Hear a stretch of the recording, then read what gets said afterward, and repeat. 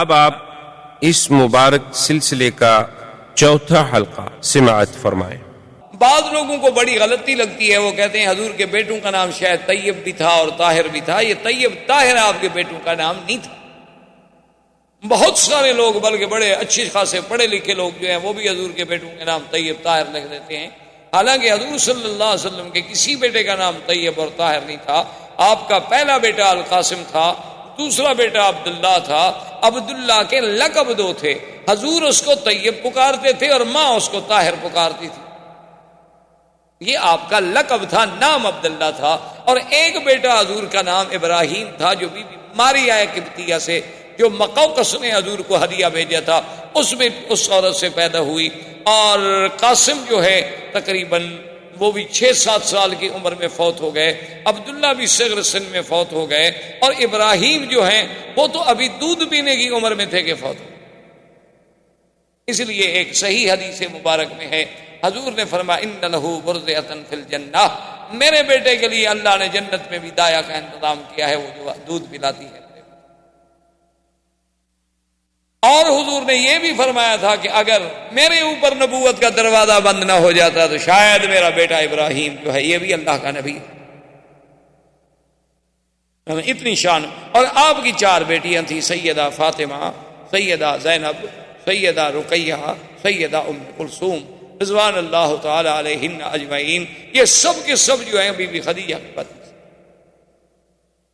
اور اسی سے دشمنان اسلام، دشمنان دین کا یہ پراپگنڈا کہ حضور نے اتنی شادیاں کی اور حضور نے اتنی شادیاں کی اور حضور نے اتنی شادیاں کی، جیسے رشدی بدبخت نے لکھا، تسلیمہ نسرین نے لکھا، اور اسی قسم کے ملعونین جن کو اصل میں تو بغض ہے اسلام سے اور دین محمد مصطفیٰ صلی اللہ علیہ وسلم سے، اور پھر وہ الزام لگانے میں بہانوں کی تلاش میں ہوتے ہیں کہ کوئی ہمیں موقع مل جائے تو ان نے یہ ثابت کرنے کے لیے کہ دیکھو جی ہمارے نبی عیسیٰ علیہ السلام نے تو ایک بھی شادی نہیں کی اور حضور پاک نے تو 11 شادیاں فرمائیں، تو نعوذ باللہ آپ کو تو بس عورتوں کا ہی ہر وقت خیال تھا کہ جہاں گئے شادی کر لی، جہاں گئے شادی کر لی۔ تو یہ ایک الزام ہے جس کی کوئی حقیقت۔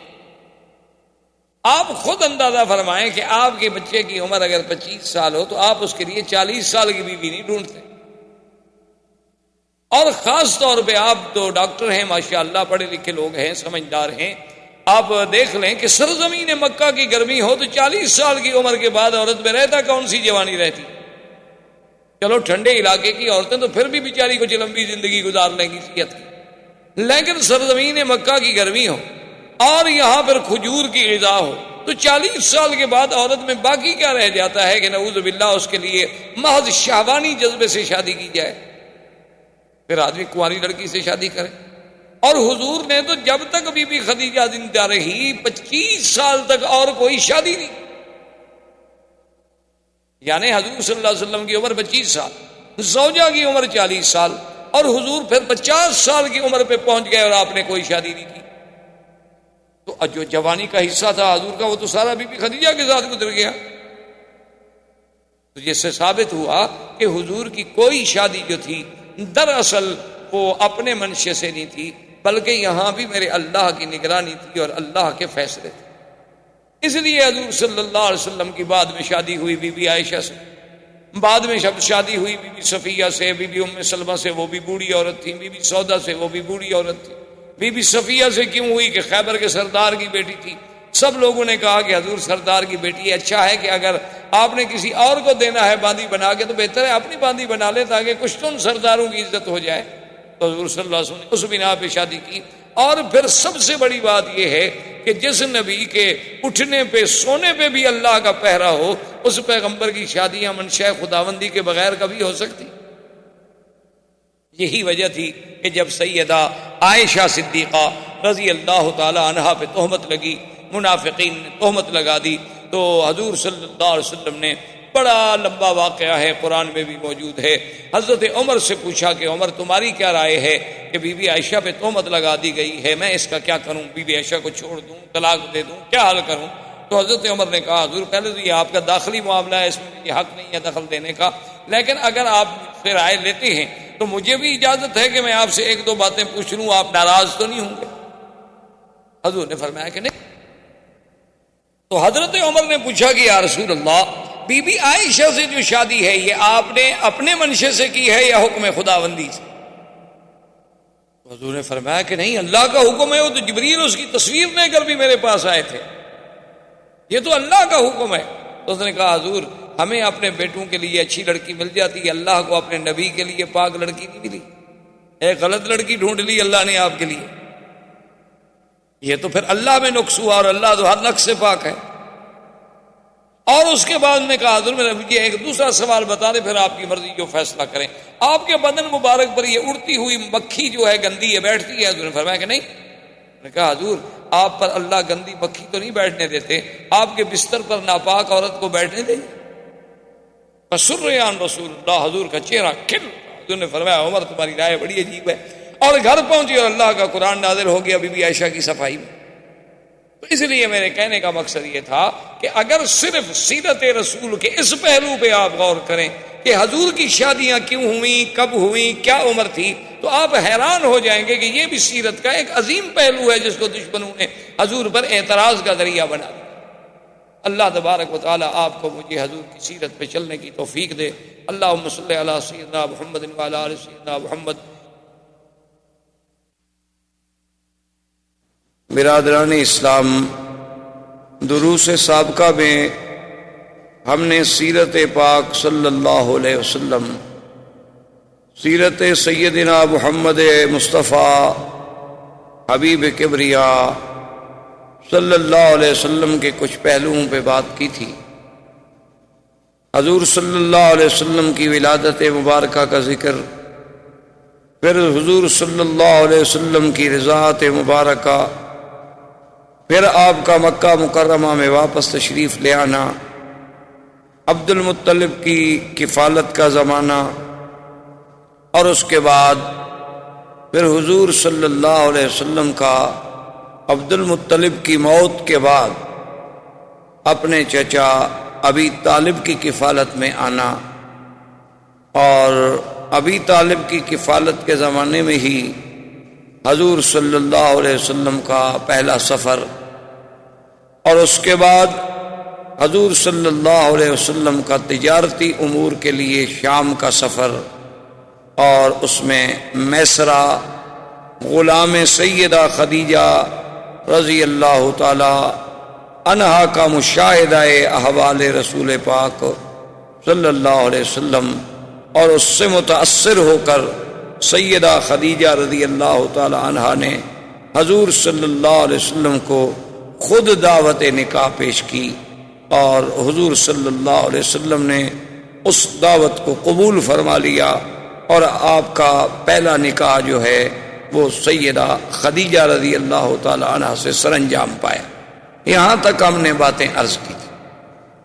اصل میں 2-4 روز سے مجھے تکلیف تھی، 1-2 دن حرم میں درس بھی 2 درس نہیں ہو سکے، لیکن آج ہمارے ایک بزرگ مدینہ منورہ سے تشریف لائے تھے، تو سیرت بھی مدینے والے کی اور مدینہ منورہ کا مہمان بھی ہو، تو یہ مناسب نہیں تھا کہ میں چھٹی کروں، ورنہ حقیقتاً مجھ میں اتنی ہمت نہیں تھی، اور نہ ہی مزید بولنے سے اور گلے پہ اثر، لیکن بہرحال جب اللہ کی رحمت ہوگی تو سب باتیں خود بخود ٹھیک ہو جائیں گی۔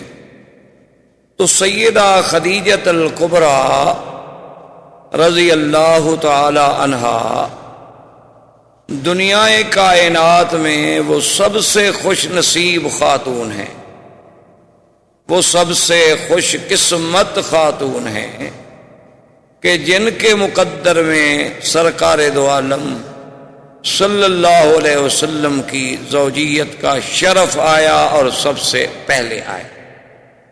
اسی لیے روایات میں یہ بات موجود ہے کہ کامل من الرجال کثیرون، کہ مردوں میں تو بہت کامل پیدا ہوئے، بڑے بڑے کامل پیدا ہوئے، اللہ کے نبی پیدا ہوئے، انبیاء و رسل پیدا ہوئے، لیکن عورتوں میں بہت کم کامل پیدا ہوئے، یعنی عورت ہو اور مقام کمال کو پہنچے وہ خوش نصیب بیویاں، ان میں ایک سیدہ خدیجہ الکبریٰ ہے رضی اللہ تعالی عنہ۔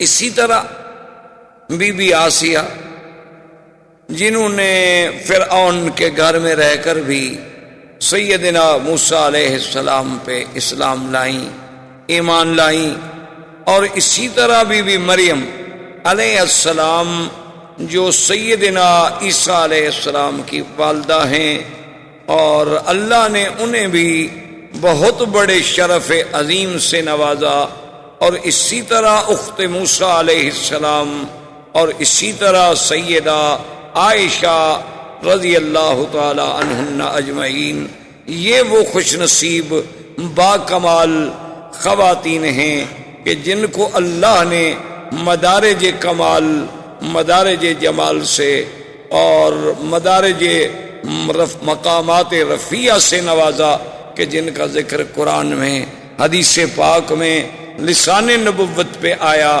اور ان سب میں پھر جو شرف سیدہ خدیجہ کو ملا ہے اس کا کوئی مقابلہ نہیں ہو سکتا۔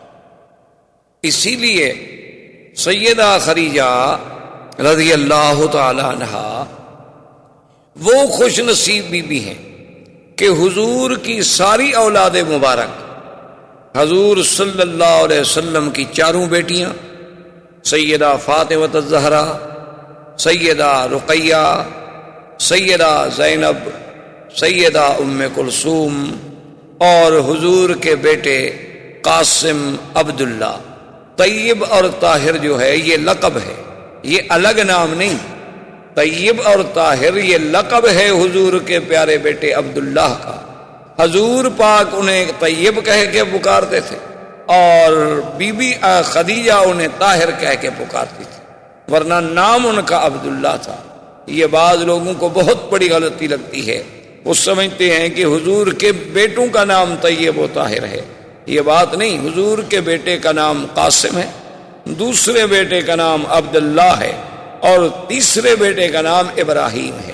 یہ ابراہیم جو ہیں یہ بی بی خدیجہ سے نہیں، بلکہ یہ بی بی ماریہ قبطیہ جو بادشاہ حبشہ مقوقس نے حضور صلی اللہ علیہ وسلم کو ہدیہ بھیجا تھا، اور حضور نے انہیں پھر بیوی بنا لیا، تو اس بیوی سے حضرت ابراہیم پیدا ہوئے، اور حضرت ابراہیم دودھ پینے کی عمر میں، یعنی ابھی 2 سال کی عمر کے اندر اندر وفات ہوئی، اور میرے آقا نے سرکار دو عالم رحمت دو جہاں صلی اللہ علیہ وسلم نے فرمایا کہ اگر میرے بعد اللہ تبارک و تعالی نبوت کا دروازہ بند نہ کرتے تو یہ میرا بیٹا ابراہیم بھی نبی ہوتا۔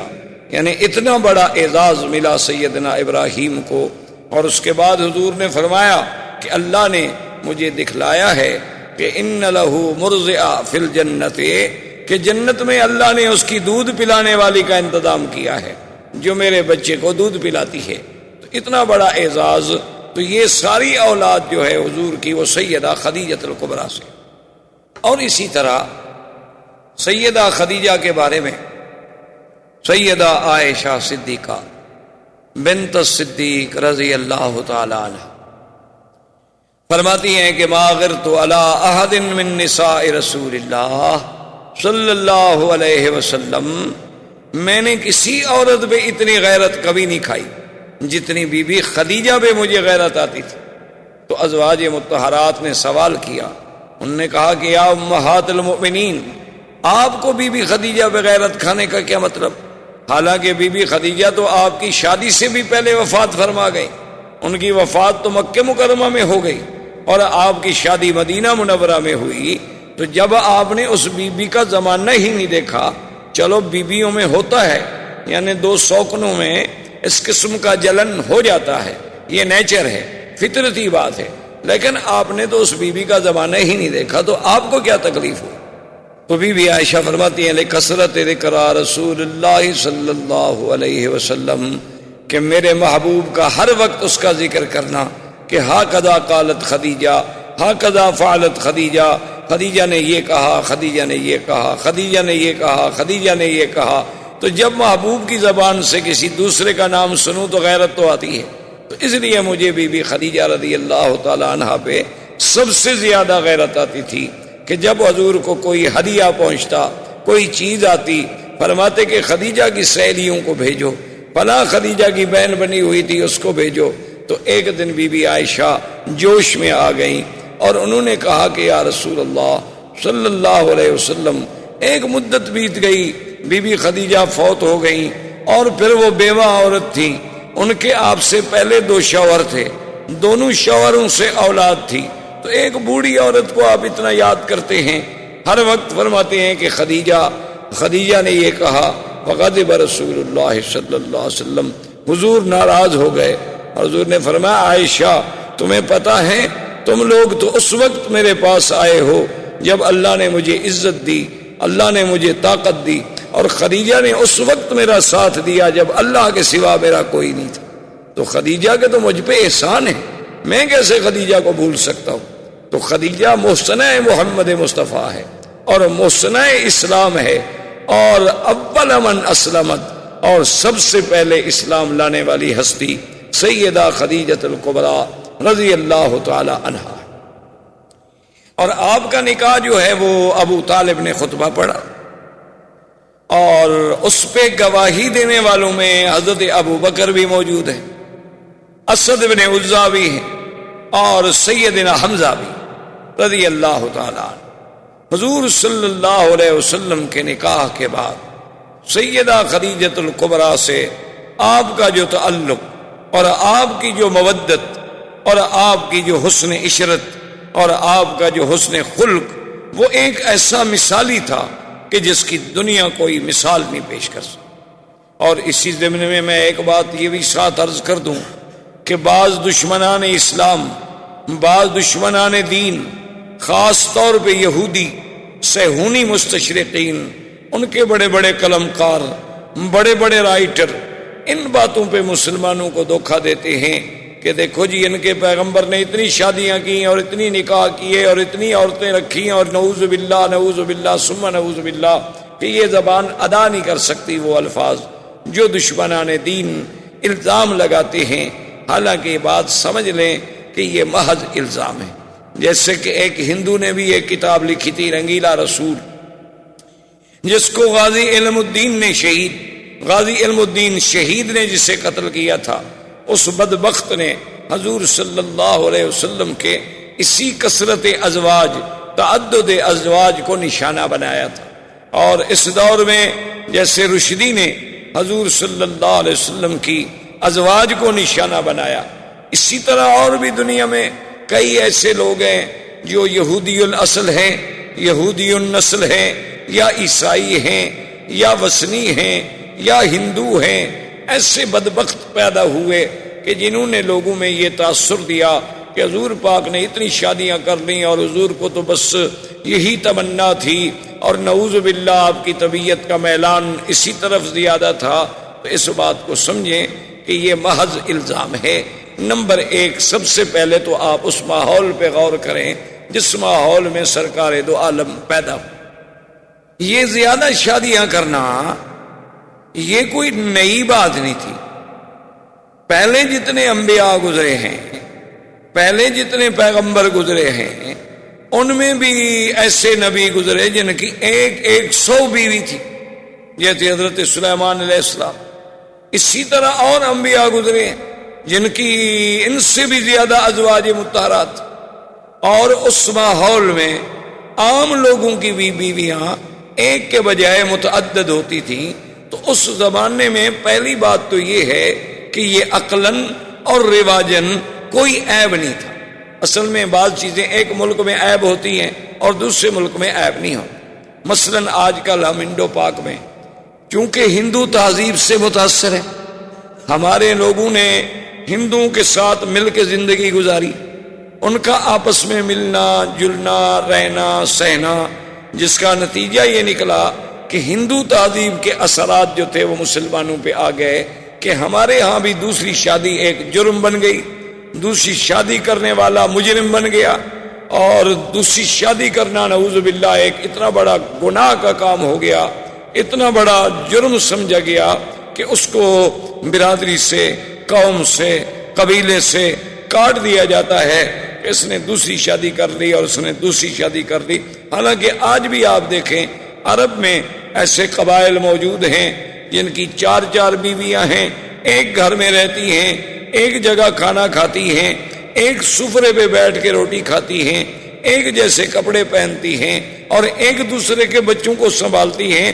اس کے بچے اس کو ماں کہتے ہیں اور اس کے بچے اس کو ماں کہتے ہیں۔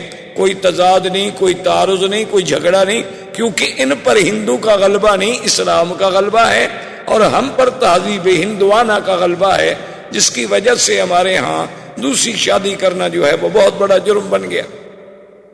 اور اسی طرح یورپ میں بھی آپ دیکھ لیں۔ اور بدقسمتی یہ ہے کہ جن قوموں کے نزدیک زنا جرم نہیں، وہی شادی پہ اعتراض کرتے ہیں۔ یعنی آپ دیکھیں دشمن کی دو رنگی چال ملاحظہ کریں کہ ایک طرف تو اس کو مرغی پہ ذبح کرنا جو ہے اس پہ رحم آتا ہے، کرنٹ سے مارتا ہے کہ مرغی کو تکلیف نہ ہو، اور دوسری طرف اگر کوسوفو میں، بوسنیا میں، چیشان میں، کشمیر میں، افغان میں، بلکہ ناگاساکی اور ہیروشیما میں اللہ کی مخلوق کو تباہ کر دیا جائے کروڑوں اور لاکھوں کے حساب سے، وہاں رحم نہیں آتا۔ جن لوگوں نے اپنے آپ کو اتنی اوپن کیا ہوا ہے کہ جن کے نزدیک زن، زر، زمین کا کوئی قانون ہی نہیں ہے، یعنی عورت اپنی رضامندی سے جو چاہے کرے، شرط یہ ہے کہ رضامندی، ان کے نزدیک شادی پہ اعتراض ہے۔ اور اس کا نتیجہ کیا نکلا؟ آپ نے چند دن پہلے پڑھا ہوگا اخبار میں کہ اس وقت امریکہ جو اپنے آپ کو ایک سپر پاور اور پتہ نہیں کس کس زوم میں مبتلا ہے، جس نے پوری دنیا کی چوکیداری کے فرائض سنبھال لیے ہیں کہ ساری دنیا پہ ہمارا نیو ورلڈ آرڈر چلے گا، ساری دنیا پہ فلاں آدمی کا جو ہے کھڑا کیوں ہوا، یہ آدمی بیٹھ کیوں گیا، اور یہ آدمی جو ہے سو کیوں گیا، یہ بھی ہم سے پوچھا جائے۔ جس کا یہ عالم ہے، وہاں 10 لاکھ لڑکیاں نکاح سے پہلے چھوٹی عمر میں حاملہ ہوتی، ہر سال 10 لاکھ، اور ہر سال 10 لاکھ حرامی بچہ پیدا ہو، 50 سال میں کتنے ہو جائیں گے آپ حساب کر لیں، پھر ان کا عدد دیکھ لیں ٹوٹل کہ کل آبادی کتنی ہے، اور ہر سال 10 لاکھ حرامی بچوں کا اس میں اضافہ ہوتا ہے۔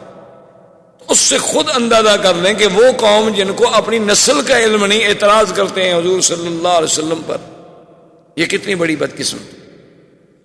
دوسری بات یاد رکھیں کہ حضور صلی اللہ علیہ وسلم نے 11 نکاح کیے۔ حضور صلی اللہ علیہ وسلم کی ازواج مطہرات 9 تھیں جس وقت میرے آقا اس دنیا سے تشریف لے گئے۔ آپ کی 9 بیویاں زندہ موجود۔ یہ 2 باتیں ذہن میں رکھ لیں۔ تیسری بات یہ ذہن میں رکھ لیں کہ ہر مسلمان کا یہ عقیدہ ہے کہ حضور صلی اللہ علیہ وسلم کا کوئی کام، کوئی عمل، کوئی حکم، کوئی فرمان اللہ کے بغیر ہوتا ہی نہیں۔ تو اس کا مطلب یہ ہوا کہ حضور صلی اللہ علیہ وسلم کے نکاح، حضور صلی اللہ علیہ وسلم کی شادیاں، حضور صلی اللہ علیہ وسلم کی ازواج مطہرات، یہ بھی اللہ کے حکم سے نکاح سر انجام ہوئے۔ تو جب اللہ کا حکم ہو تو اللہ کا رسول اپنے حکم، خدا کے حکم کو کیسے توڑ سکتے ہیں؟ یہ بات ذہن میں رکھ لیں۔ اور اس کے ساتھ اب سیرت کا بھی ایک پہلو دیکھیں۔ سارے قرآن میں آپ نظر ڈالیں، پہلے تو نظام عالم یہ ہے، سنت اللہ یہ ہے کہ اللہ قرآن میں عورتوں کا ذکر زیادہ نہیں فرماتے، بلکہ وہ مردوں کے تابع ہو کے ایک حکم عام دے دیا جاتا۔ لیکن کہیں کہیں یہاں ذکر بھی آیا تو وہاں لفظ امرأہ استعمال کیا گیا۔ یاد رکھو، ایک لفظ ہے امرأہ، ایک لفظ ہے زوجہ۔ ان دونوں لفظوں میں جو فرق ہے وہ لغت کے ماہرین عرب سمجھتے ہیں کہ زوج، زوجہ، زوجہ جو ہے یعنی یہ ایک برابری کا لفظ ہے۔ زوج 2 عدد، جو دونوں چیزیں برابر ہیں اس کو کہتے ہیں زوج۔ تو زوجہ اور زوج یعنی گویا کہ یہ دونوں ایک ہی گاڑی کے 2 پہیے ہیں اور برابر ہیں۔ امرأہ میں وہ معنی نہیں ہوتا، اس میں آتا ہے مطلقاً عورت۔ امرأہ کا معنی ہوتا ہے مطلق عورت، زوجہ کا معنی ہوتا ہے کہ زوج کی برابری کرنے والی عورت. دونوں کو ذرا سمجھنے کی کوشش کریں. اچھا اب دیکھو، ایک آدمی اگر عرب میں مثلا دوسری شادی کر لے اور اس کے بچے سے پوچھو تو وہ بھی یہ عورت کیا ہے، وہ کہے گا امی، یہ میری ماں ہے. دوسری عورت کے بارے میں پوچھو کہ یہ کون ہے، وہ کہے گا امرأۃ ابی، وہ کہے گا یہ میرے باپ کی بیوی ہے. حالانکہ بات تو ایک ہے کہ ہر باپ کی بیوی اس کے لیے کیا ہے، ماں ہے، لیکن وہ دونوں میں فرق کرتا ہے. وہاں تو کہے گا امی یا کہے گا زوجۃ ابی، اور یہ کون ہے، امرأۃ ابی، یہ میرے باپ کی عورت ہے. کیونکہ جو لفظ زوجہ اور ماں کے اندر مقام تھا وہ لفظ امرأہ میں نہیں، تو وہ آخر دوسری عورت کو اپنی ماں کا مقام تو نہیں دے سکتا جو اس کی حقیقی ماں ہے. اس کا مرتبہ کیسے وہ دے سکتا ہے؟ ٹھیک ہے اس کے باپ نے شادی کر لی، وہ اس کی ماں بن گئی، لیکن حقیقی ماں کا مقابلہ تو نہیں کر سکتی. اب دیکھیں پورے قرآن میں اللہ تبارک و تعالی نے جہاں جہاں بھی نام لیا، فرمایا اذ قالت امرأۃ عمران، عمران کی بیوی امرا. ضرب اللہ مثلا للذین کفروا امرأۃ نوح وامرأۃ لوط. اللہ نے مثال بیان کی حضرت لوط کی بیوی اور حضرت نوح کی بیوی، لیکن امرأۃ نوح، امرأۃ لوط. نوح بھی پیغمبر، لوط بھی پیغمبر، لیکن ان کی بیویوں کو قرآن کیا کہتا ہے، امرأۃ نوح امرأۃ لوط. ضرب اللہ مثلا للذین آمنوا امرأۃ فرعون اذ قالت رب ابن لی عندک بیتا فی الجنہ. اللہ نے مثال پیش کی کہ فرعون کی بیوی امرأۃ فرعون، حالانکہ بی بی آسیہ بڑی شان والی بیوی ہے، لیکن قرآن کیا کہتا ہے، امرأۃ. اچھا اسی طرح قرآن نے ایک مسئلہ بیان، وامرأۃ مؤمنۃ ان وهبت نفسها للنبی ان اراد النبی ان ينكحها خالصۃ لک من دون المؤمنین. اللہ نے فرمایا کہ اگر کوئی عورت، وہاں بھی امرأہ، تو سارے قرآن میں نظر ڈالیں، نوح کی بیوی کا نام، عورت کا نام آئے تو امرأۃ نوح، لوط کی بیوی کا نام آئے تو امرأۃ لوط، فرعون کی بیوی کا نام آئے تو امرأۃ فرعون، عمران کی بیوی کا نام آئے تو امرأۃ عمران. لیکن شان رسالت دیکھیں، شان محمد مصطفیٰ دیکھیں صلی اللہ علیہ وسلم، کہ اللہ نے میرے مدنی کی بیویوں کو عمرانی کہا.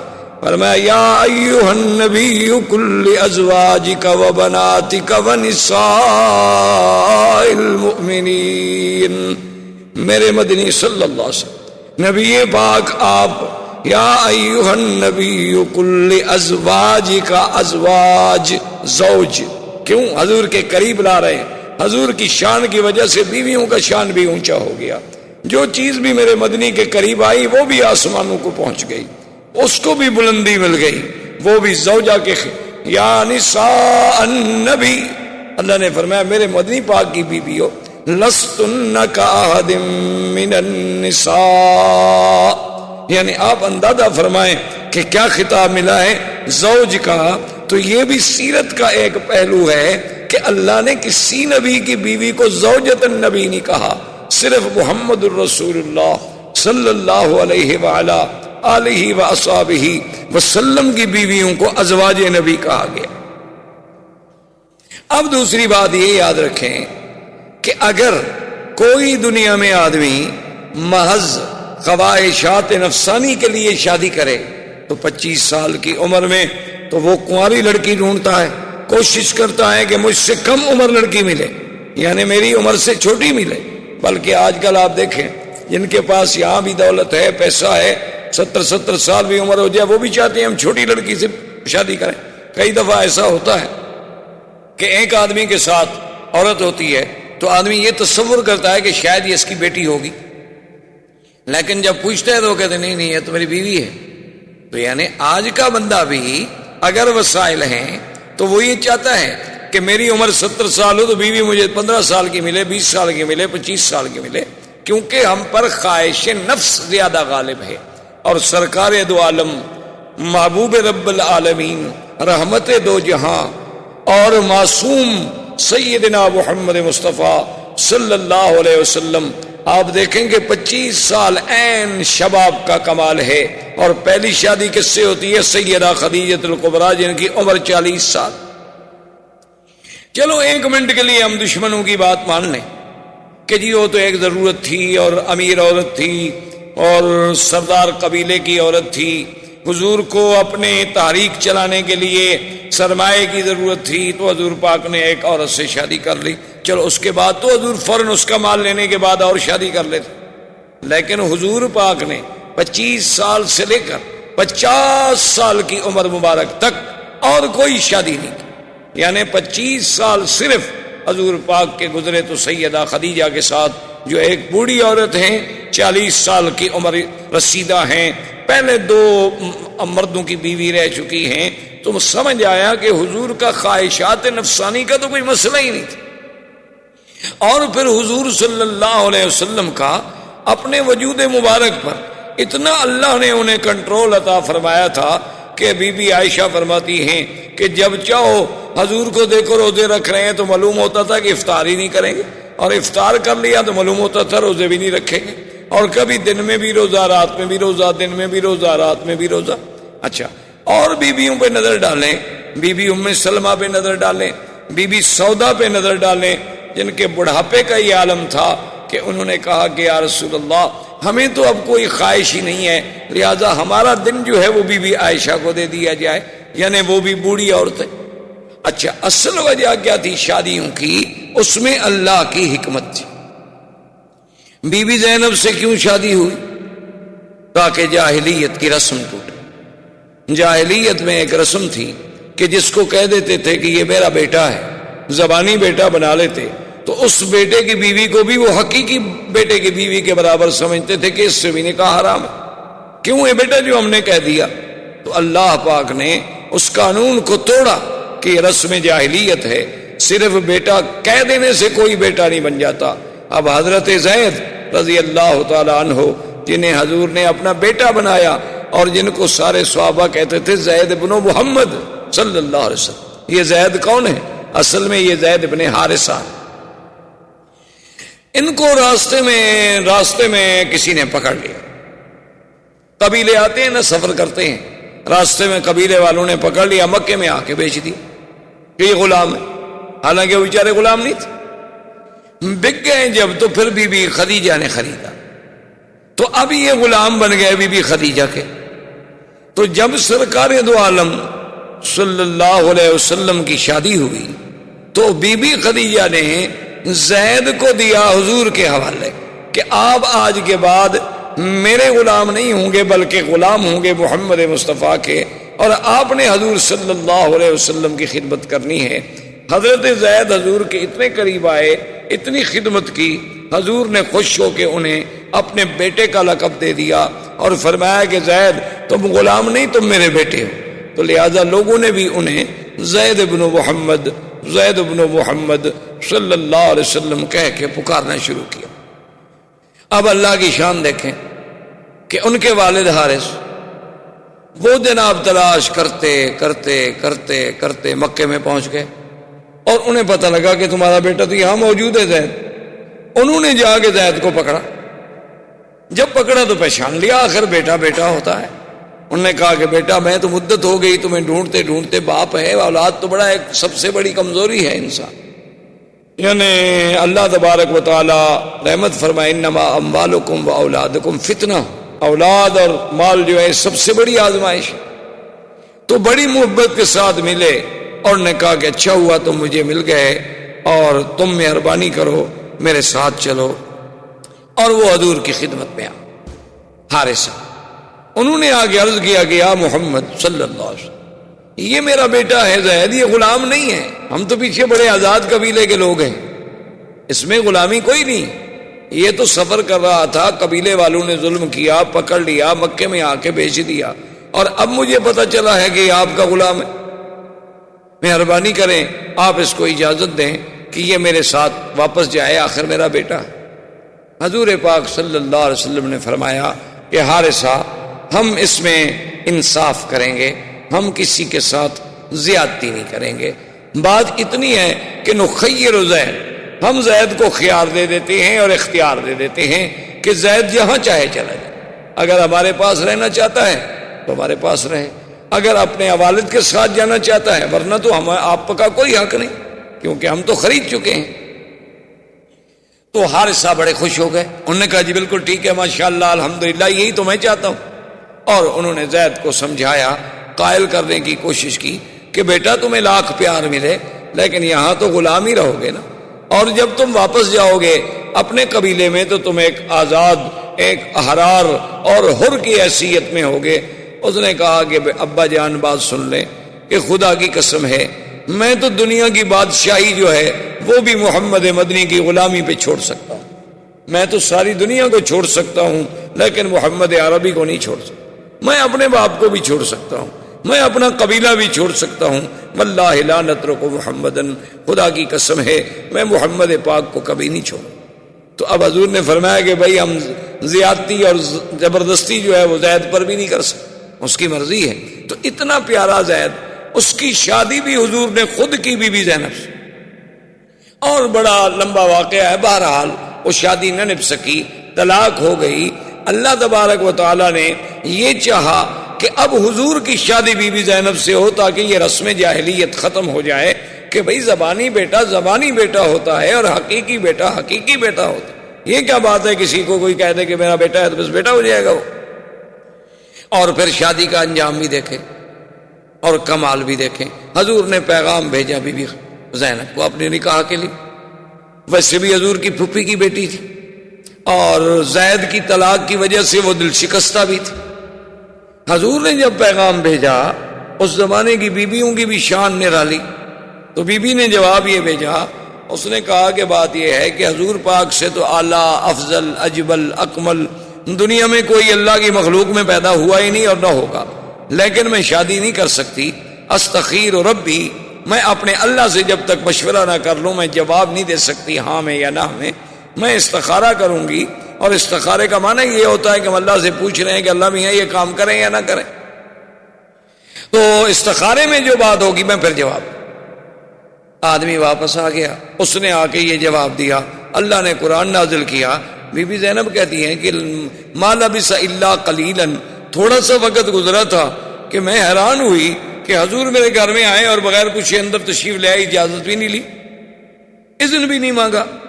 تو میں حیران ہو گئی کہ اللہ کا نبی کسی کے گھر میں آئے اور بغیر اذن بغیر اجازت کے اندر تشریف لے آئے، یہ کیا ہو گیا؟ تو حضور پاک نے فرمایا کہ زینب تم کس بات کا اذن کہہ رہی ہو؟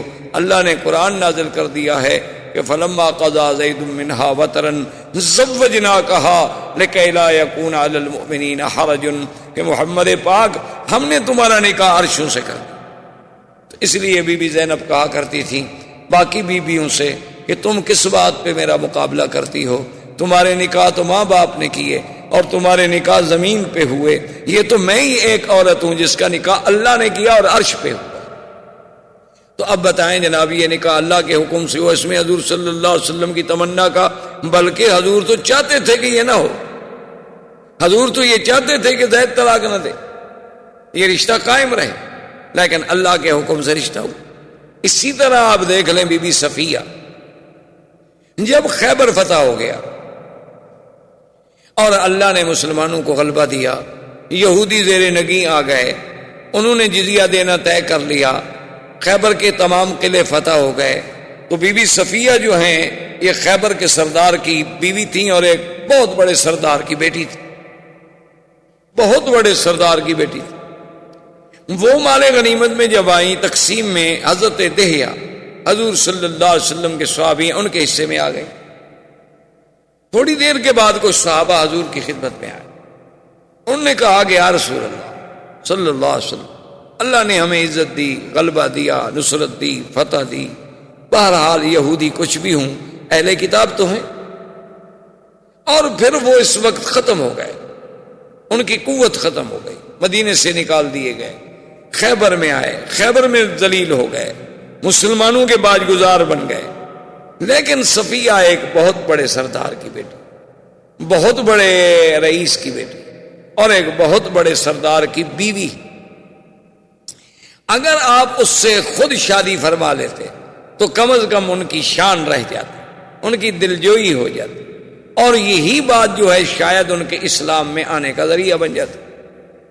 حضور صلی اللہ علیہ وسلم نے فرمایا کہ ہاں بات تو ٹھیک ہے, لیکن وہ تو دے یا کہ حصے میں آ گئی, میں تو اپنے صحابی سے کچھ کہنے کے لیے تیار نہیں ہوں. جس کے مقدر میں نصیب میں تھی باندھی اسی کو مل گئی. صحابہ نے حضرت دیا سے پوچھا تو نے کہا واللہ.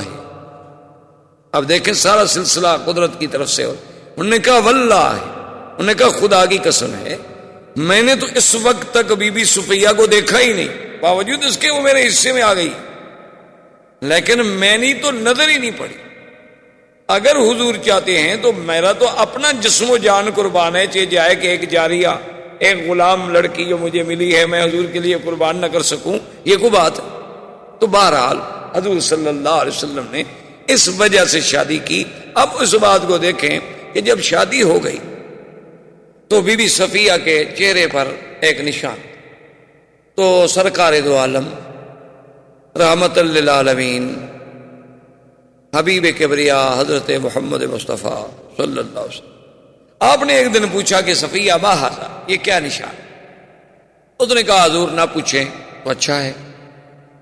حضور نے فرمایا اب تو میں نے پوچھ لیا. انہوں نے کہا حضور پھر آپ کو شاید میرا جواب ناگوار گزرے. آپ نے فرمایا وہ بھی نہیں, جو بات ہے بتا دو. انہوں نے کہا حضور بات یہ ہے اتنا عرصہ قبل میں نے خواب دیکھا تھا کہ ایک آسمان سے چاند اترا ہے اور میرے ساتھ آ کے بستر پہ لیٹا ہے, یہ میں نے خواب دیکھا. تو صبح میں نے یہ خواب جو ہے اپنے شوہر کو بتلایا کہ میں نے رات یہ خواب دیکھا ہے کہ آسمان سے ایک چاند آتا ہے اور آ کے میرے پہلو میں میرے بستر پہ لیٹ جاتا ہے. تو میرے خامد نے غصے میں آ کے مجھے مارا تو یہ میرا زخم ہو گیا.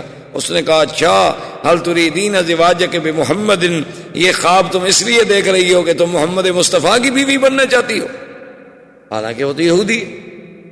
اور چاند دیکھنے سے بھی کیا ہو گیا, ان کو پتا تھا کہ یہ چاند کی تشبیہ جو ہے اس دنیا میں اگر کسی کے ساتھ تھوڑی سی بھی مماثلت کرتی ہے تو وہ صرف حضور صلی اللہ علیہ وسلم کی ذات. تو اب شادی سے پہلے اس کا خواب آنا اور وہ اللہ کے حکم کے بغیر تو خواب نہیں ہو سکتا.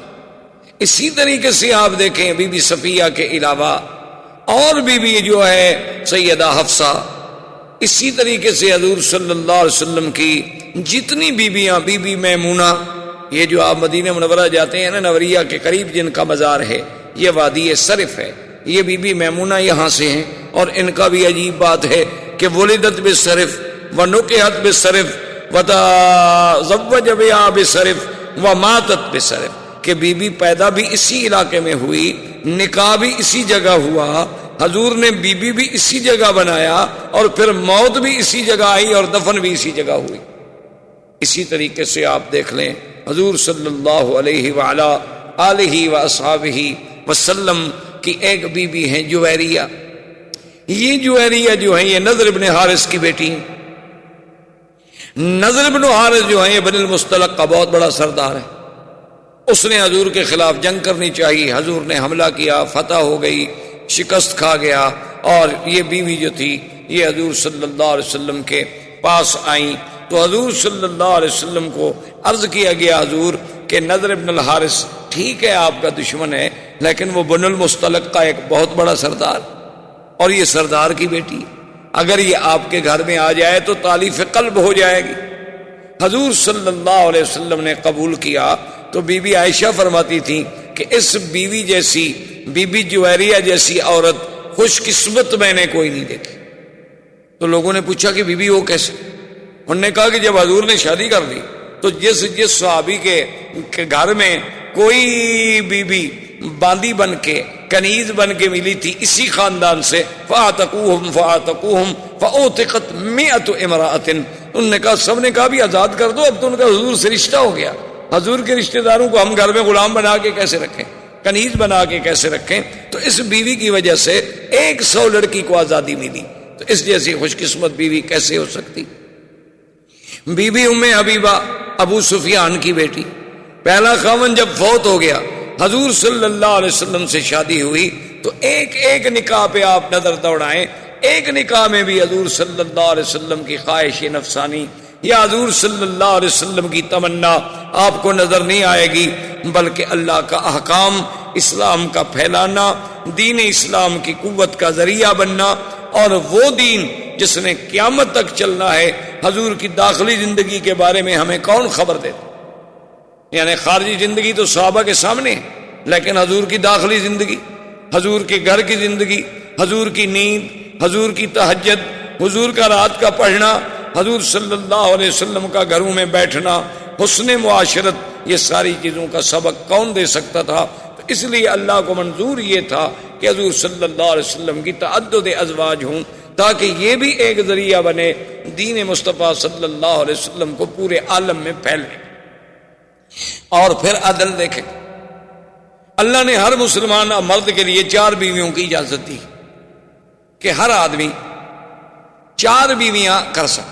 قرآن پاک میں موجود ہے، فَانكِحُوا مَا طَابَ لَكُم مِّنَ النِّسَاءِ مَثْنَىٰ وَثُلَاثَ وَرُبَاعَ فَإِنْ خِفْتُمْ أَلَّا تَعْدِلُوا فَوَاحِدَةً، یعنی اگر چاہو تو 4 عورتوں سے شادی کر سکتے، بھائی یک وقت ایک آدمی اپنے گھر میں 4 بیویاں رکھ سکتے۔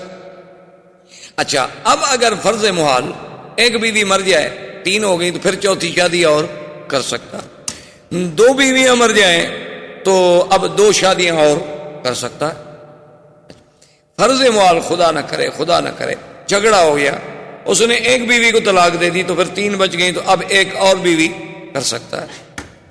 لیکن ادھر دیکھیں، اللہ نے اپنے نبی کو 9 بیویوں تک کی تو اجازت دے دی، لیکن پابندی کیا لگا دی؟ اللہ نے حکم فرما دیا کہ میرے نبی آج کے بعد آپ ان بیویوں کے بجائے اور کوئی شادی نہیں کر سکتے، کہ اس میں سے کسی کو طلاق دے دیں اور شادی کر لیں، نہیں، یا ان میں کوئی بیوی مر جائے تو اس کے بدلے میں اور بیوی لے آئے، نہیں، بس اب اللہ نے آپ کے مقدر میں یہ رکھ دی، یعنی اجازت تو 9 کی دے دی، لیکن آگے ہمیشہ کے لیے پابندی لگا دی۔ آگے اللہ تبارک و تعالی نے پابندی لگا دی۔ یہاں عام آدمی کو 4 کی اجازت تو دی، لیکن آگے پابندی نہیں لگائی۔ اور اسی طرح دیکھیں کہ ایک دفعہ حضور صلی اللہ علیہ وسلم اپنی بیویوں سے کسی مسئلے میں ناراض ہو گئے، اور آپ نے قسم کھا لی کہ میں 1 مہینے تک کسی بیوی سے بات نہیں کروں۔ اس کو کہتے ہیں شریعت میں ایلا۔ حضرت عمر رضی اللہ تعالی عنہ کو جب پتہ چلا کہ حضور نے اپنی بیویوں کو طلاق دے دی، تو حضرت عمر تشریف لائے اور بی بی حفصہ سے بے حد ناراض، اور انہوں نے کہا کہ دیکھو تم لوگ حضور کو ہر وقت تنگ کرتی ہو، خرچہ چاہیے، اور حضور خرچہ دیتے ہیں تو تم صدقہ و خیرات کر دیتی ہو، اور حضور صلی اللہ علیہ وسلم کو پریشان کرتی ہو ہر وقت، تو یہ بات جو ہے باعث خطرہ ہے، اور ہو سکتا ہے کہ حضور نے اگر طلاق دے دی تو اللہ تو قادر ہیں حضور کے لیے اور بیویوں کا انتظام کر لیں، اللہ کو کیا مشکل ہے۔ اب آپ قرآن کے الفاظ پہ غور کریں، عَسَىٰ رَبُّهُ إِن طَلَّقَكُنَّ أَن يُبْدِلَهُ أَزْوَاجًا خَيْرًا مِّنكُنَّ مُسْلِمَاتٍ مُؤْمِنَاتٍ قَانِتَاتٍ تَائِبَاتٍ عَابِدَاتٍ سَائِحَاتٍ طیبات و ابکارا۔ اللہ نے فرمایا کہ خبردار، اگر اللہ چاہے اپنے نبی کو حکم دے دے کہ تم کو طلاق دے دے، اللہ تم سے بھی زیادہ بہتر عورتیں نبی کے گھر میں لے آئے، جو اسلام والی ہوں گی، ایمان والی ہوں گی، راتوں کو عبادت کرنے والی ہوں گی، رات دن اللہ کے دین کے پھیلانے والی ہوں گی، روزے رکھنے والی ہوں گی، اور اپنے جسم و جان کی مال کی حفاظت کرنے والی ہوں گی۔ ایسی بیویاں بیوہ بھی ہوں گی، کنواری بھی ہوں گی، اگر اللہ چاہے تو آپ سے بھی زیادہ بہتر بیویاں لے آئے۔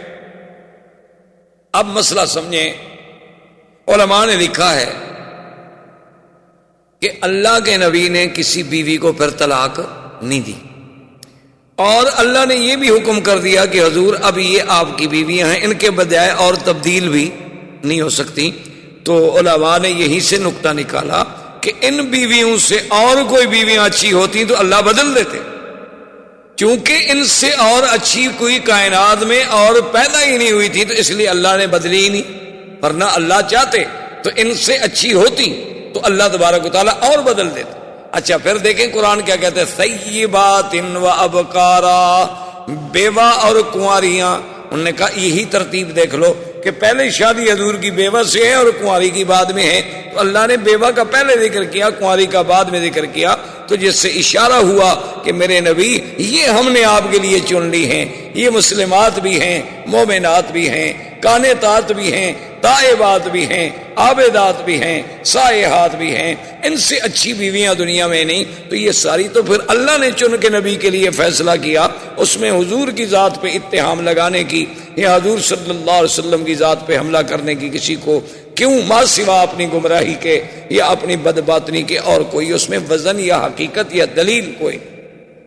اب جناب دیکھیں گے حضور کی شادی کے بعد سرزمین مکہ میں جو بڑا ایک مشہور یعنی واقعہ پیش آیا وہ تھا تعمیر کعبہ. یعنی ابھی حضور کو نبوت کا اعلان نہیں ہوا لیکن حضور کی شادی ہو گئی.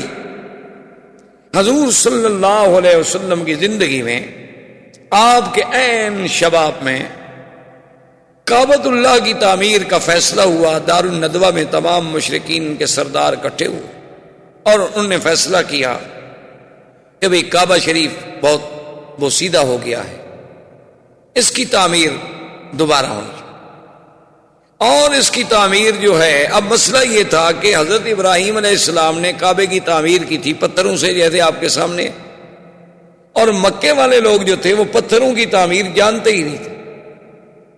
یعنی سرزمین مکہ میں پہلے پتھروں سے گھر نہیں بنائے جاتے تھے, وہاں گھر بنتے تھے مٹی کے.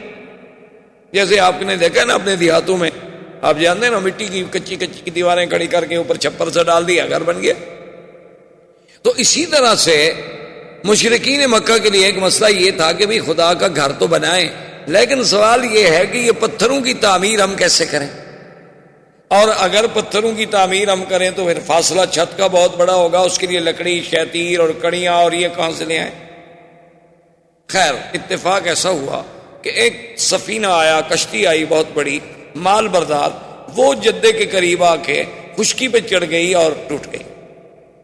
مکے والوں کو پتہ چلا کہ بھی ایک کشتی آئی ہے اور وہ بہت بڑی کشتی ہے اور ٹوٹ گئی ہے. انہوں نے کہا معلوم ہوتا ہے کہ اللہ میاں اپنے گھر بنانے کا کام ہم سے لینا چاہتے ہیں, اس لیے لکڑی کا تو انتظام ہو گیا.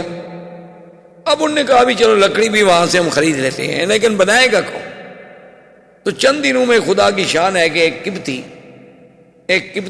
قبط قبیلے کا آدمی جو ہے غلام, وہ مکے میں پہنچ گیا. اس نے کہا کہ میں تو کام ہی یہی کرتا ہوں پتھروں کی تعمیر کا. تو مشرکین مکہ نے کہا کہ دیکھا بھی اللہ راضی ہے, ادھر لکڑی کا انتظام کر دیا اور ادھر ایک مستری بھی بھجوا دیا, تو اب ہمیں کعبہ تو بنانا ہی بنانا ہے. لیکن آئے پہلے ایک شرط کرتے. سب سردار اکٹھے ہو کے بیٹھ گئے اور شرط پتہ ہے کیا تھی کہ اللہ یکون مال حرام, کہ اللہ کے گھر میں حرام کا پیسہ نہیں لگے گا. انہوں نے کہا اچھا اب حرام کی خود تعریف سنیں کافروں سے, ہیں کافر ہو. انہوں نے کہا ولا مال مہر بغی, بعض لوگ جو ہیں لڑکیاں رکھ کے زنا کے پیسے لیتے تھے, انہوں نے کہا وہ پیسہ بھی اس میں شامل نہیں ہوگا. ولا مال ظلم, کسی نے کسی پہ ظلم کر کے پیسہ چھینا ہوا ہے تو وہ پیسہ بھی کعبے میں نہیں لگے گا. ولا ربن, اور کسی نے سود کا پیسہ لیا ہوا ہے تو وہ بھی کعبے میں نہیں لگایا جائے گا. حالانکہ وہ سود کھاتے تھے, ان کے نزدیک کوئی سود حرام شرام نہیں تھا, نہ ان کے نزدیک کوئی زنا شنا حرام تھا. بھائی ایک بری بات تھی, لیکن حرام حرمت حلال کا تو کوئی مسئلہ ہی نہیں تھا ان کے نزدیک. لیکن کافر ہو کے فیصلہ کر رہے ہیں کہ اللہ کے گھر میں, اللہ کے اس کعبے میں نہ تو زنا کا پیسہ لگے, نہ ظلم کا, نہ سود کا. اب آپ خود اندازہ لگا لیں کہ آپ کے ملکوں میں جو سود سے مسجدیں بنتی ہیں ان کا کیا حکم ہے. بڑی بڑی مسجدیں بناتے ہیں انشورنس والے, بینک والے, ماشاءاللہ. حالانکہ ایک مسئلہ یاد رکھیں, جو مسجد حرام کے پیسوں سے بنائی جائے اس میں نماز نہیں ہوتی. جو مسجد زمین کسی سے ظلمن چھین کے بنائی جائے اس سے نماز نہیں ہوتی. جو مسجد گورنمنٹ کی زمین پڑی ہوئی ہے ان کی اجازت کے بغیر بنائی جائے وہاں بھی نماز نہیں ہوتی. نماز کے لیے تو پاک جگہ کی ضرورت ہے کہ وہ جگہ پاک ہو, وہ دیواریں پاک ہوں, اس میں پیسہ پاک ہو, پڑھنے والے پاک ہوں, تو اب یہ کافر ہیں، مشورہ کر رہے ہیں، مشورہ ہو گیا، اب اس کے لیے پیسے اکٹھے کیے تو پیسے تھوڑے ہو گئے، کیوں؟ حلال کے پیسے اکٹھے کرنا تو بہت تھوڑا ہے نا جی۔ تو انہوں نے جب کہا کہ بھئی اب یہ پیسے تو اس سے تو عمارت نہیں بنتی، انہوں نے کہا اچھا ایسا کرتے ہیں کعبہ شریف کو تھوڑا چھوٹا کر دیں، لیکن حرام کے پیسے نہیں رکھتے۔ تو یہ جو ہجر اسماعیل ہے جس میں میزاب رحمت ہے، یہ حتیم جسے آپ کہتے ہیں، تو اس طرف سے انہوں نے کعبۃ اللہ کا کچھ حصہ باہر نکال کے دیوار اندر کر دی، کعبہ چھوٹا ہو گیا۔ تو انہوں نے کہا کعبہ شریف چھوٹا کر دو لیکن حرام کا پیسہ نہیں لگے۔ حلال کے پیسوں سے وہ لکڑی خریدی، سارا سامان تیار ہو گیا۔ اب مسئلہ یہ تھا کہ پہلے آخر کعبہ گرے گا تو بنے گا نا، اگر پہلی عمارت گرائی نہ جائے تو بنائے کیسے؟ اب انہوں نے کہا جی بات تو ٹھیک ہے لیکن گرائے کون؟ اللہ کے کعبے کو، اللہ کے گھر کو کون گرائے؟ یہ تو آج ہے نا لوگ فخر سمجھتے ہیں کہ جی ہم نے بابری مسجد گرا دی، ہم نے فلاں مسجد گرا دی، ہم فلاں مسجد گرا دے گئے، اور اس کی اینٹیں لگانا اور اکھاڑنا جو ہے وہ بھی عبادت شمار کیا گیا ہندوؤں کے نزدیک، کہ جو مسجد کی اینٹ اٹھا کے پھینک دے وہ بھی بڑا نیکی کا کام کر رہا ہے، اور جو دوسری جگہ سے آ کر اینٹ لگائے گا مندر کی وہ اور نیکی کا کام کر رہا ہے۔ جب عقل پہ پردے پڑ جائیں تو پھر اللہ ہی ہدایت دے سکتا ہے، انسان تو نہیں دے سکتا۔ انہوں نے کہا جی خدا کے گھر کو کیسے توڑیں؟ بڑی مشکلوں کے بعد ولید ابن المغیرہ ان کا بہت بڑا سردار تھا، اس نے کہا کہ بات سنو، میں بوڑھا آدمی ہوں، یہ ولید وہ ہیں جو حضرت خالد کے باپ۔ انہوں نے کہا میں بوڑھا آدمی ہوں، ایسا کرتے ہیں کہ پہلے کعبہ شریف میں توڑتا ہوں، اگر تو مجھے کچھ نہ ہوا تو فہو المراد، ہماری منت پوری ہو گئی، اور اگر مجھے کچھ ہو گیا تو چلو میں بوڑھا آدمی ہوں، کوئی جوان تو نہ مرے نا۔ اب جناب جب کعبہ توڑنے کے لیے آئے، آخر دیوار کے اوپر چڑھیں گے تو توڑیں گے، اندر دیکھا تو ایک بہت بڑا اژدہا، ایک بہت بڑا سانپ بیٹھا ہوا ہے۔ اب جناب بھاگے پیچھے، انہوں نے کہا بھی اندر تو سانپ بیٹھا ہوا، اگر ہم نے پتھر وتھر گرا بھی دیے وہ تو اندر بیٹھا ہوا ہے نا، اس کا کیا کریں گے؟ اور وہ اتنا بڑا ہے کہ اس کو ہم مار بھی نہیں سکتے۔ انہوں نے کہا کہ اب اس کا علاج یہ ہے کہ سب مل کے رات اللہ سے دعا مانگ کہ اللہ میاں تو ہماری نیتوں کو تو جانتا ہے، ہمارا مقصد تو تیرے گھر کی تعمیر ہے، کوئی توہین تو ہے نہیں، ہم اس لیے تو نہیں توڑ رہے کہ تیرے گھر کو مٹا دیں، ہم تو اس لیے توڑ رہے ہیں کہ یہاں نیا بنائے۔ تو کہتے ہیں کہ صبح جب ہوئی، سارے قریش سرزمین کعبہ پہ موجود تھے کہ اجیاد کی جانب سے ایک بہت بڑا پرندہ آیا اور اس نے اس سانپ کو اپنے چونچ میں پکڑا اور اٹھا کے سب کے سامنے لے گیا۔ تو انہوں نے کہا بھی معلوم ہوتا ہے اللہ راضی ہو گیا، سانپ بھی چلا گیا۔ پھر بھی انہوں نے کہا کہ نہیں بھائی یہ ٹھیک ہے، سانپ تو چلا گیا لیکن بہرحال ولید ہی توڑے۔ تو ولید کو دال لے کے کعبے کی دیوار پہ چڑھا، 2-3 پتھر توڑ دیے۔ اس نے کہا اب تو آؤ، کچھ نہیں ہوا۔ انہوں نے کہا کہ نہیں، ابھی رات گزرنے دو، ہم پہلے ہاتھیوں کے بادشاہ کا حشر دیکھ چکے ہیں، وہ بھی کعبہ توڑنے آیا تھا، ہم تو اتنی غلطی نہیں کرتے۔ اب 24 گھنٹے گزر گئے، اس نے کہا بھی اب تو میں ٹھیک ہوں، اب تو کچھ نہیں ہوا۔ انہوں نے کہا نہیں، پہلے تم اپنے بچوں سے کہو کہ وہ تمہارے ساتھ کھڑے ہو کے توڑے۔ تو ولید اپنے بچوں کو لے کے چڑھا اور دیوار پہ پتھر توڑے، پھر سارے قریش ملے، وہ دیواریں توڑی گئیں، اس کے بعد کعبہ بنایا گیا۔ تو اس کعبے کی تعمیر میں سرکار دو عالم صلی اللہ علیہ وسلم بھی شریک، یعنی حضور پاک صلی اللہ علیہ وسلم بھی اس کعبہ بنانے میں شریک تھے۔ اب جب حجر اسود کا وقت آیا، اب سب قوم لڑنے مرنے پہ آ گئے۔ حضور پاک کی ذات تھی جنہوں نے چادر بچھائی اور کہا قریشیوں سے کہ مت لڑو، تم ہر آدمی کونے پکڑ لے اور اٹھا کے لے چلو۔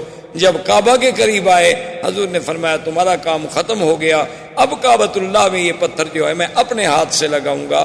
تو حضور صلی اللہ علیہ وسلم نے اس حجر اسود کو اپنے ہاتھ سے کعبۃ اللہ میں رکھا۔ یہ اتفاق کی بات ہے کہ بعد میں کرامتہ نے یہ یعنی حجر اسود جو ہے، کرامتہ ایک بہت بڑا بے دین فرقہ گزرا ہے، انہوں نے ایک دفعہ اپنا کعبہ بنایا تھا بحرین میں، اور وہ اپنے کعبے کے لیے یہاں سے حجر اسود توڑ کے لے گئے۔ بعض تاریخوں میں ہے کہ 20 سال، اور بعض تاریخوں میں ہے کہ 70 سال کا عرصہ جو ہے یہ پھر کرامتہ کے پاس رہا۔ اچھا، اور خدا کی شان دیکھو کہ جیسے آج یعنی 1419 میں 14 صدی کے بعد، کیونکہ میں 20ویں صدی کا ذرا قائل کم ہوں، ویسے آج کل تو بڑا پراپگنڈا ہوتا ہے نا، 20ویں صدی میں داخل ہو رہے ہیں، 20ویں صدی میں داخل ہو رہے ہیں، پتہ نہیں یعنی مسلمان ہو کے کافر بن رہے ہیں، کیا کر رہے ہیں؟ ہمیں سمجھ نہیں آئی آج تک کہ 20ویں صدی کہاں سے آ گئی۔ وہ بھائی 20ویں صدی تو عیسائیوں کی ہے، اس کا مسلمانوں سے کیا تعلق؟ یہ 1999 1998 یہ کیا ہے؟ یہ تو سن میلاد ہے، اس کا تعلق تو عیسائیوں سے ہے، مسلمانوں کے ساتھ کیا تعلق ہے 20ویں صدی کا؟ لیکن افسوس ہے ہر مسلمان اخباریں پڑھیں جناب 20ویں صدی میں ہم داخل ہو رہے ہیں، اور 20ویں صدی میں ہم یوں داخل ہوں گے، اور 20ویں صدی میں ہم یوں داخل ہوں گے۔ خدا کے بندے کون سا پہاڑ مار رہے ہو؟ 20ویں صدی میں تم داخل ہو رہے ہو، پتہ نہیں اللہ پہلے مار دے، تم کیسے داخل ہو رہے ہو؟ اتنی بڑی جہالت کی باتیں کرتے ہیں، یہ نہیں سوچتے کہ دشمن کا پراپگنڈا ہے کہ اسلام کی ہجری تاریخ ہمارے دماغوں سے نکل جائے، اتنا پراپگنڈا کر دیا جائے کہ اسلام کی عظمت کا جو نشان ہے تاریخ ہجرت وہ ہمارے دماغوں سے صرف ہو جائے۔ کبھی آپ نے سوچا ہے، آپ کہتے ہیں جی کہ یعنی اچھے خاصے پڑھے لکھے دوستوں میں بھی کبھی ہمارا درس ہو، کہتے ہیں نہیں منڈے شام، وہ بھی منڈے تو یہ مون ڈے کو کہتے ہیں، چاند دیوتا، سنڈے سورج دیوتا، یہ تو کافروں کے نام ہے، آپ نے پتہ نہیں کہاں سے یاد کیے ہوئے، یہ سب کافروں کے نام ہے، ویڈنسڈے سنڈے منڈے ٹیوزڈے، یہ سارے جو ہیں یہ کافروں کے نام ہیں، جو سورج کے پجاری اور تاروں کے پجاری ہیں ان کے نام ہیں، ان کا اسلام سے کیا تعلق؟ اسلام سیدھی بات کرتا ہے احد اثنین ثلاثہ اربعہ، بس 1 2 3 4، یا وہ نام لیتا ہے جس کا نام قرآن نے لیا ہے، اذا نودی للصلاۃ من یوم الجمعۃ فاسعوا الی ذکر اللہ وذروا البیع۔ تو بہرحال اور سبت کا نام لیتا ہے تو قرآن نے نام لیا۔ اب جناب بہرحال کہنے کا مقصد یہ تھا کہ یہ شرف جو ہے یہ بھی سرکار دو عالم صلی اللہ علیہ وسلم کو نصیب ہوا کہ انہوں نے حجر اسود جو ہے، اب دیکھیں نا جی یہ اللہ کی قدرت ہے، سمجھ نہیں آتی، یعنی سیرت کے کس کس پہلو کو آپ دیکھیں۔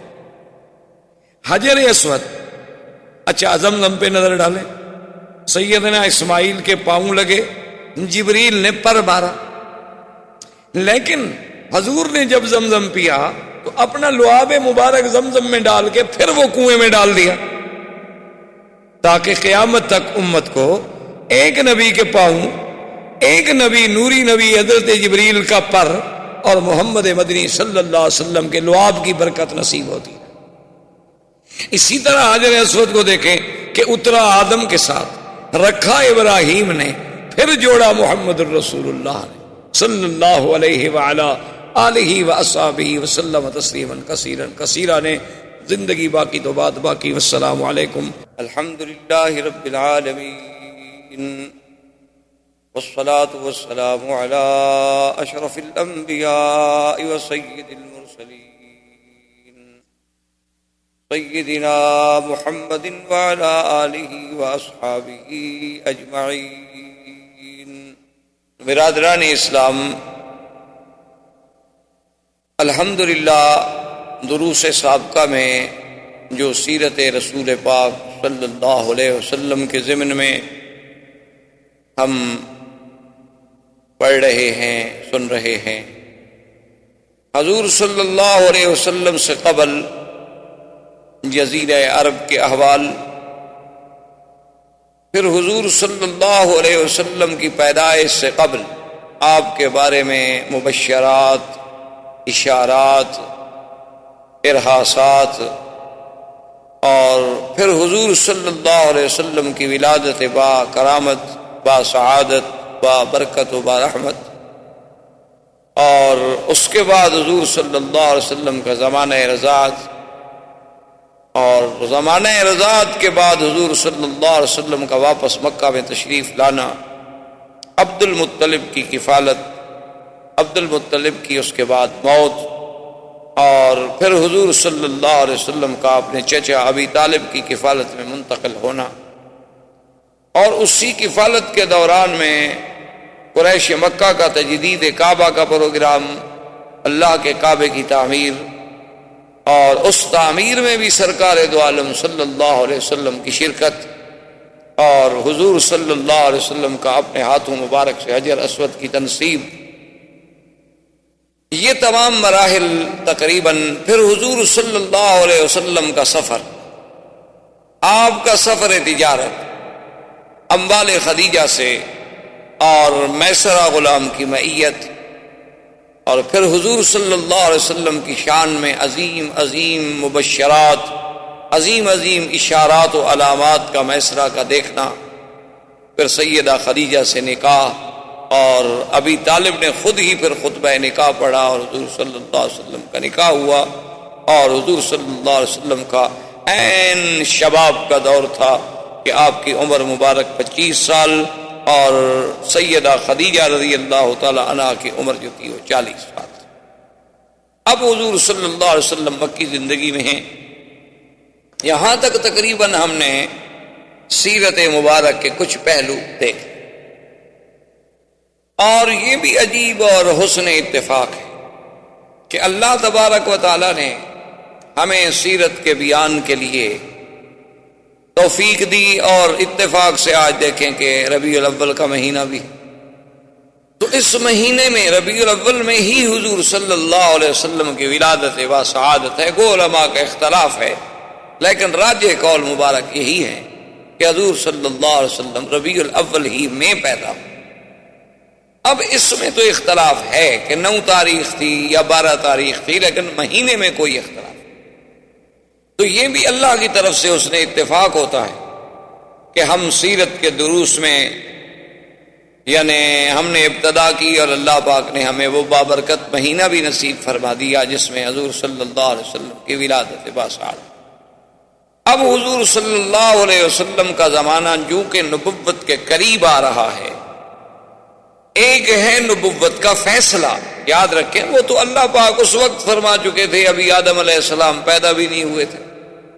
ایک ہے نبوت کے وقت بعثت کہ آپ کو نبوت کب ملی، کس دور میں ملی، تو وہ اب جوں جوں حضور صلی اللہ علیہ وسلم کی جوانی، جوں جوں حضور صلی اللہ علیہ وسلم کا سن مبارک جو ہے وہ 40 کے قریب آتا جا رہا ہے، تو اب نبوت کے لیے حضور صلی اللہ علیہ وسلم کو اللہ کی طرف سے تیار کرنے کے لیے حالات مختلف پیدا ہوتے جا رہے ہیں، کیونکہ یہ قدرت کا فیصلہ ہے، اللہ تبارک و تعالیٰ کا فیصلہ ہے کہ کسی بھی پیغمبر کو، کسی بھی نبی کو نبوت جو ہے وہ 40 سال سے قبل نہیں ملی۔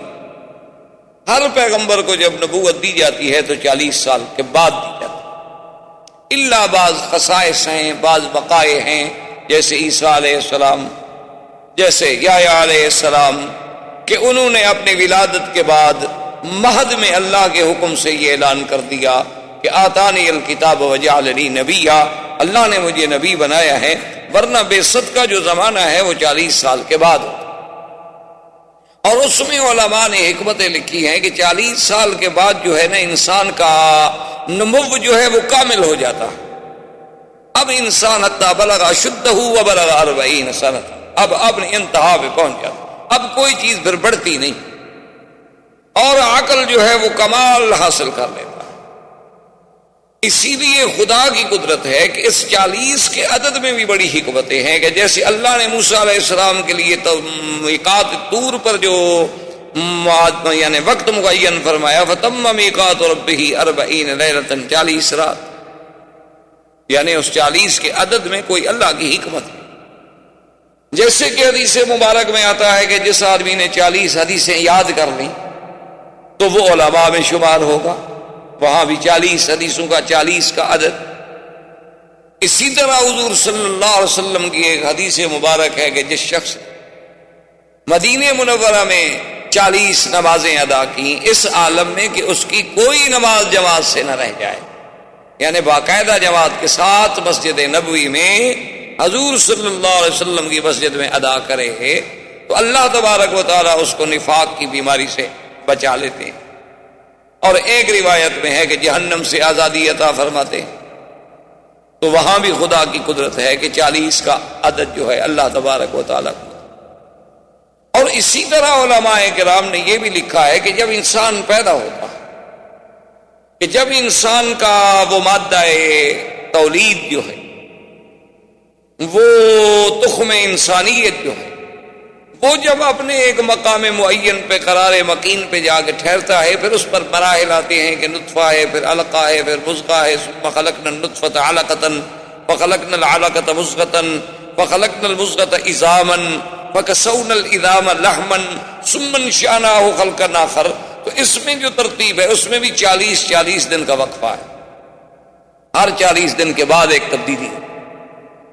اور شاید اسی لیے بعض علماء کرام جو ہیں جیسے تبلیغی جماعت کے اکابر اور بزرگان جو ہیں انہوں نے بھی 40 دن کی محنت کے لیے وقت لگانے کے لیے قوم کو ایک پروگرام دیا ہے، وہ بھی شاید ان کے نظروں میں بھی یہی ہے کہ 40 سال میں تبدیلی آتی، چینج آتا ہے آدمی جب 40 سال کسی دین کے کام پہ محنت کرے گا تو اس میں تبدیلی وہ لازماً بدلے گا۔ جب اپنے ماحول سے کٹ جائے گا، اپنے خاص دوستوں سے کٹ جائے گا، اپنے روز کے معمولات سے کٹ جائے گا اور 40 دن دین میں لگ جائے گا تو لازم تبدیلی ہے۔ تو اب جو 40 سال قریب آ رہے ہیں، حضور صلی اللہ علیہ وسلم کے لیے مبشرات کا اور رؤیا صادقہ کا جو ہے وہ زیادہ سے زیادہ ورود ہونے لگے۔ اسی لیے ایک صحیح حدیث مبارک میں ہے، حضور صلی اللہ علیہ وسلم فرماتے ہیں کہ میں نے خواب دیکھے عجیب عجیب، اور ایک روایت بھی عائشہ صدیقہ سے رضی اللہ تعالی عنہ سے وہ فرماتی ہے کہ حضور صلی اللہ علیہ وسلم کے جو رویا تھے ایسے تھے کہ فلق صبح ہے، کہ جیسے یعنی آدمی رات کو خواب دیکھتا ہے یا رات ہوتی ہے اور صبح سورج نکل آتا ہے، اس سورج کے وجود میں کوئی شبہ نہیں ہوتا دیکھنے میں۔ حضور صلی اللہ علیہ وسلم کے رویات صادقہ ایسے ہوتے تھے کہ جو خواب دیکھا وہ بالکل ایسے آ جاتا تھا سامنے کہ جیسے دن ہو گیا، جیسے سورج چڑھا ہے۔ کیونکہ یاد رکھیں کہ رؤیا جو ہے، خواب جو ہے، اس خواب کے کئی قسمیں ہوتی ہیں۔ ایک تو ہوتے ہیں احلام، کیا مانا کہ کچھ خیالات، یعنی جو خیالات مثلاً آپ کے ذہن میں تھے آج دن میں آپ دہراتے رہے، کچھ باتیں آپ کرتے رہے مثلاً اپنے کام کی، اپنے احباب سے کسی مسئلے کی، تو وہی باتیں جو تھی وہ لاشعور میں بیٹھ گئی اور پھر وہی آپ کے سامنے آ گئی۔ ایک تو خواب کی ہے قسم، اور ایک خواب ایسے ہوتے ہیں جو شیطان کی طرف سے ہوتے ہیں کہ شیطان جو ہے وہ انسان کی نیند کے اوقات میں آ کر مختلف تخیلات اور خیالات اور وساوس کے ذریعے اس کو ڈراتا ہے، یہ بھی خواب کی ایک قسم۔ اور ایک خواب جو ہے وہ حقیقتاً میرے اللہ کی طرف سے ہوتے ہیں، وہ خالص رحمانی ہوتے ہیں۔ اور اسی طرح یاد رکھ لیں اور بات سمجھ لیں کہ اللہ کے جو بندے ہیں، اولیاء اللہ ہیں، عباد اللہ الصالحین ہیں، ان پر شیطان کا زور چلتا نہیں۔ اور خاص طور پہ آقا انعامدار سرکار دو عالم صلی اللہ علیہ وسلم کہ جن کو اللہ نے ایسا مقام عصمت نصیب فرمایا کہ جس کے ایک ایک زندگی کے لمحے پر میری اللہ کی قدرت کا گویا پہرا بیٹھا ہوا تھا، کہ یعنی وہ باتیں جو بچپن میں عام بچے کرتے ہیں حضور پاک سے وہ بھی سرزد تھیں، وہ اعمال جو عام لوگ اس زمانے میں کرتے تھے ان کی عادت تھی، وہ عیب بھی نہیں سمجھے جاتے تھے، برے بھی نہیں سمجھے جاتے تھے، لیکن حضور پاک سے وہ بھی نہیں ثابت۔ یعنی شادیوں میں شرکت کر لینا، یا شادیوں میں کوئی قصے گو سے قصہ سن لینا، یا شادیوں میں کوئی دف شف بجانے والی عورت آ گئی یا بچی آ گئی یا کوئی آ گئی، اس قسم کا یعنی اہتمام ہو جانا، یہ عام چیزیں تھیں اور بچپن میں اور بچوں کے لیے ایسا کوئی مسئلہ نہیں۔ اور اس وقت تو ابھی شریعت کا کوئی نزول بھی نہیں، نبوت بھی نہیں ملی، اعلان نبوت بھی نہیں ہوا، لیکن 2 دفعہ حضور صلی اللہ علیہ وسلم نے قریش کی شادیوں میں شرکت کی کہ میں ان کی شادیوں کو دیکھوں کہ کیا ہوتا ہے، کیا رسوم ہیں، کیا طریقہ کار ہے، لیکن حضور فرماتے ہیں غالباً النوم، اللہ نے مجھ پہ نیند مسلط کر دی، اور میری نیند اس وقت کھلی جب سورج نکل آیا، شادی ختم، برات ختم، لوگ چلے گئے، حضور اکیلے سو رہے۔ تو جس نبی کی زندگی پر نبوت سے پہلے اتنا پہرا ہو، اتنی حفاظت کا انتظام کیا جائے کہ یعنی کوئی ایک لمحہ بھی حضور صلی اللہ علیہ وسلم کا غفلت میں نہ گزرے، ایک لمحہ بھی حضور صلی اللہ علیہ وسلم کا فرمان حکم خداوندی کے خلاف نہ گزرے، اس پیغمبر کی زندگی کے بارے میں آپ اس کے کس کس پہلو پہ سوچیں۔ تو اس پیغمبر کا رویا، اس نبی کے خواب کیسے غلط ہو سکتے؟ کیونکہ شیطان تو حملہ کر نہیں سکتا، اللہ نے پہرا لگا دیا ہے، شیطان کو تو طاقت ہی نہیں۔ تو اب باقی تو مسئلہ صرف یہ رہ گیا کہ ان کو جب خواب آئے گا تو وہ بھی رحمان کی طرف سے ہوگا، اور جب رحمان کی طرف سے ہوگا تو وہ سچا ہوگا۔ اور خواب کے ضمن میں ایک بات یاد رکھ لیں، حضور صلی اللہ علیہ وسلم کی حدیث مبارک میں ہے کہ ایک تو خواب کے بارے میں کبھی جھوٹ نہ بولا کرے، کیا مانا کہ آپ نے خواب نہیں دیکھا اور کہتے ہیں کہ میں نے خواب دیکھا ہے؟ یہ سیدھا اللہ پر جھوٹ باندھنا ہے، افتراء علی اللہ ہے، کیونکہ خواب تو اللہ کی طرف سے آئے گا۔ اور جب آپ نے ایک خواب نہیں دیکھا ہے اور آپ بلا وجہ کہہ رہے ہیں تو گویا آپ اپنے اللہ پر جھوٹ باندھ رہے ہیں۔ ایک دوسری بات خواب میں یہ یاد رکھیں کہ اگر آپ نے خواب دیکھا اور خواب ایسا تھا کہ جس میں آپ کے پیچھے سانپ دوڑ رہا ہے، اونٹ دوڑ رہا ہے، کوئی مار رہا ہے، کوئی کھا رہا ہے، ڈرانے والا خواب تھا، تو اس کا علاج یہ بتلایا حضور نے کہ اپنے بائیں طرف 3 دفعہ تھوک دیں اور لا حول ولا قوت الا باللہ العلی العظیم اعوذ باللہ من الشیطان الرجیم پڑھ کے کروٹ بدل کے سو جائیں، اور پھر اس خواب کو کسی بندے پر ذکر نہ کریں، نہ بھائی پر، نہ بیٹے پر، نہ باپ پر، نہ اپنے پر، نہ پرائے پر، فرمایا کسی کو نہ بتائیں، لا تضرہ ابدا، کبھی آپ کو نقصان نہیں۔ 2 باتیں۔ اور تیسری بات خواب میں یاد رکھیں کہ اگر آپ نے خواب دیکھا ہے اور آپ کی نظروں میں وہ خواب بہت اچھا ہے یا خواب ایسا ہے جس کی حقیقت آپ کو سمجھ نہیں آ رہی، تو اس کے لیے بھی حکم ہے کہ لا یذکر الا علی حبیب او لبیب، اپنے کسی دوست کو ذکر کرے اور اس دوست کو ذکر کرے جو صاحب عقل ہو اور صاحب علم ہو، کسی غلط آدمی کو ذکر نہ کرے، کیونکہ الرؤیا علی رجل طائر ما لم يعبر، حضور نے فرمایا کہ رؤیا جو ہے یہ ایسے ہے جیسے پرندے کے پاؤں پہ کوئی دانہ رکھا ہو، پر یوں کرے گا تو دانہ گر جائے گا، جب تعبیر والا تعبیر غلط دے گا تو کبھی کبھی اسی طرح واقع ہو جاتا ہے جیسے اس نے تعبیر۔ تو جب آپ کسی لبیب پر، کسی عالم پر اپنے خواب کا ذکر کریں گے تو وہ اس کی اچھی تعبیر پیش کرے گا، یا پھر آپ کو کسی اور عالم کے پاس بھیجے گا کہ بھئی میں حل نہیں کر سکتا، فلاں آدمی کے پاس چلے۔ تو خواب کے بارے میں بڑے بڑے احکام ہیں، لیکن اللہ کے نبی کا خواب ایسے ہوتا ہے جیسے اللہ کی وحی ہوتی ہے، یعنی جیسے وحی میں شک نہیں، اللہ کے نبی کے خواب میں بھی کوئی شک نہیں، کیونکہ نبی معصوم، شیطان کا حملہ ہو نہیں سکتا۔ جب بھی نبی کا خواب ہوگا تو رحمانی ہوگا، اور جب رحمانی خواب ہوگا تو وہ سچا ہوگا۔